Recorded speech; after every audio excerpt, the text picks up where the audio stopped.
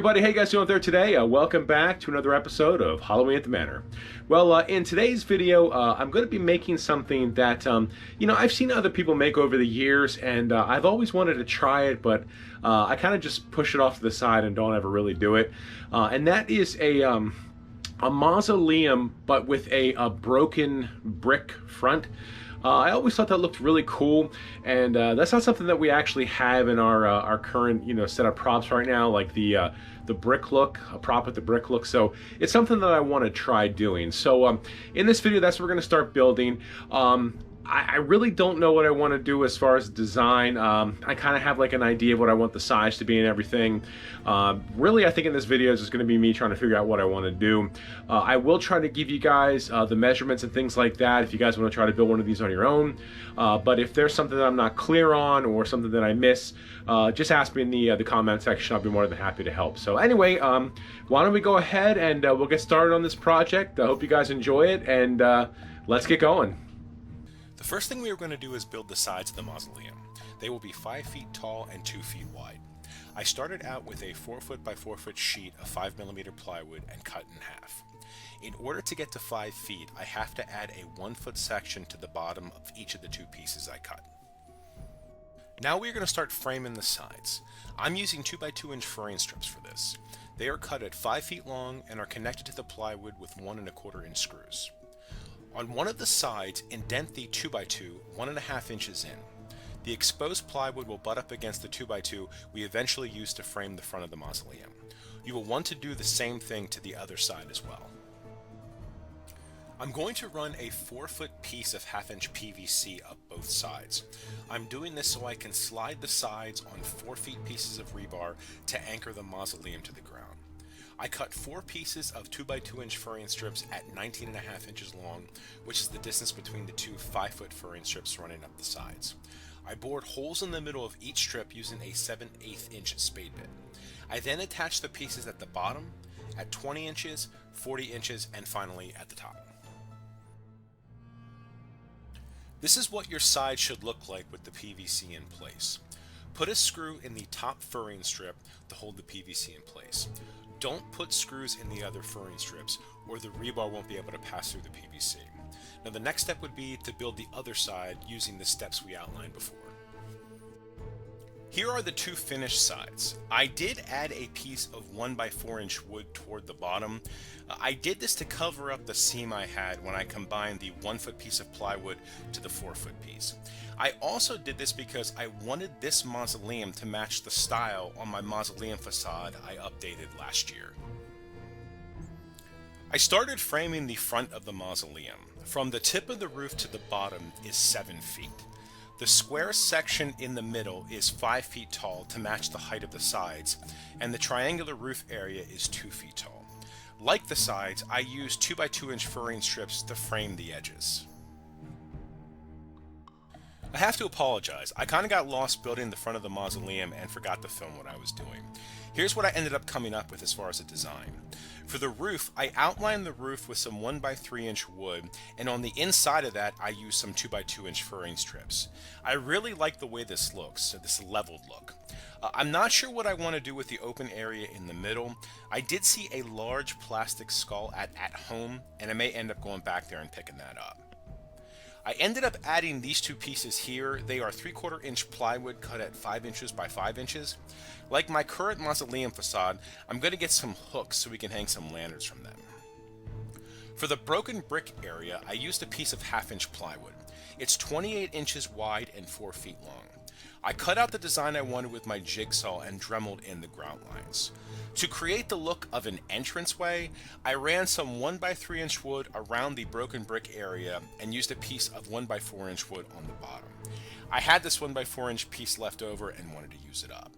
I also ran some 2 by 2 inch furring strips along the bottom as well. Finally, I added a small piece of 1 by 4 inch wood on both sides of the broken brick area to line up with what I did on the sides of the mausoleum I showed you earlier. Now we're going to start working on the back of the mausoleum. I'm going to do this the exact same way I did the front. The measurements and framing, everything will be the same. However, I'm going to be adding a door to the back. I need a way to either get a prop inside, or if somebody wants to hide in the mausoleum on Halloween night as a potential scare. We can then close the door to keep the ambient light out and ensure the inside of the mausoleum stays really dark. I want to mention there is a slight change to the way you want to frame the back of the mausoleum versus the front. You want to indent the 2x2 inch furring strips in 1.5 inches. The exposed plywood will butt right up against the sides of the mausoleum we built earlier in the video. You can then run some larger screws through the 2x2 inch furring strips to connect the back and side pieces of the mausoleum together, and also run some smaller screws through the exposed plywood right into the 2x2 inch furring strips on the sides of the mausoleum we built earlier. Here's a look at the back of the mausoleum. The doorway is cut at 30 inches wide and about 57 inches from the bottom to the top. Since the mausoleum is 4 feet wide or 48 inches, the sides of the doorway are 9 inches wide. If you decide to do this project for yourself, you can make your measurements whatever you want. On the inside, just like I did with the front and side panels, I framed the doorway, edges, and roof with the 2x2 inch furring strips. I separated the roof into two pieces. They are 34.5 inches long and 24 inches wide. On both panels, the furring strips on the sides are indented in 1.5 inches, so they lay right on top of the roof's framing. On the right panel, I put the furring strip at the very top. This piece will go on first. On the left panel, so it will slide right on top of the right panel, I indented in the thickness of the 5mm plywood and 1.5 inches. This is roughly 1 3/4 inches. At the bottom of the panels, I cut the furring strips at a 45-degree angle so they lay right on top of the framing we set up on the sides of the mausoleum. When we put the pieces on, inside the mausoleum, we can run larger screws into the furring strips to connect the roof pieces to the framing. We can then run additional screws up the roof's peak on the outside to really tighten everything up. I used the leftover 5mm plywood and furring strips I had to build the door. It's not pretty, but it will work. I had some hinges lying around from a previous project, and I also had a few latches as well. I did get a handle for the outside of the door, but we'll add that after the painting.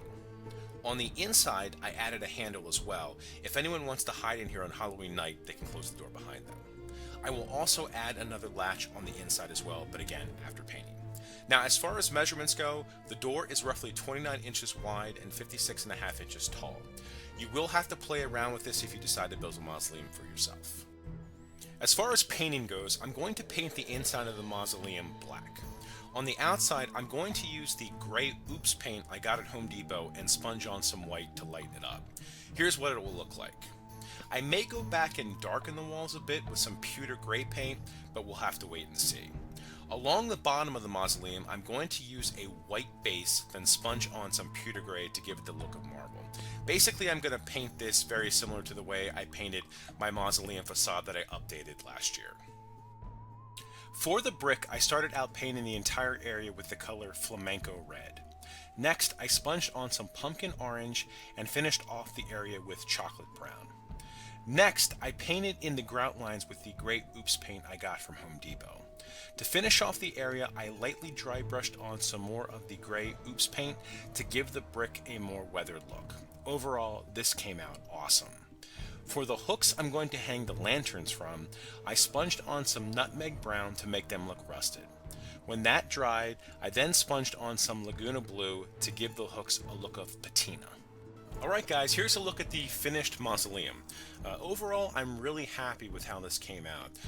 I did end up going back to at home and getting the 10-inch plastic skull.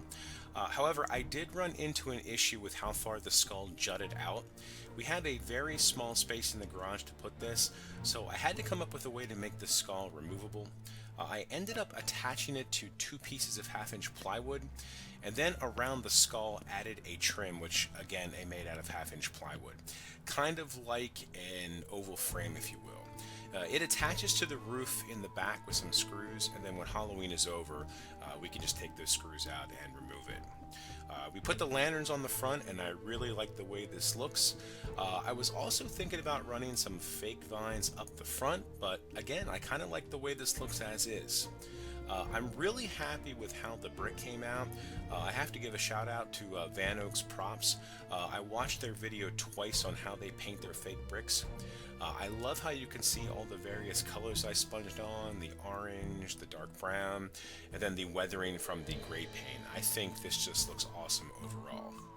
Now, originally I was going to do more weathering on this, but again, I just kind of like the way this looks now. So we can go and take a look at the inside. I did get everything inside here painted black, and I did add the other latch I had to the inside of the door. On the outside of the door, I added the handle I mentioned earlier as well.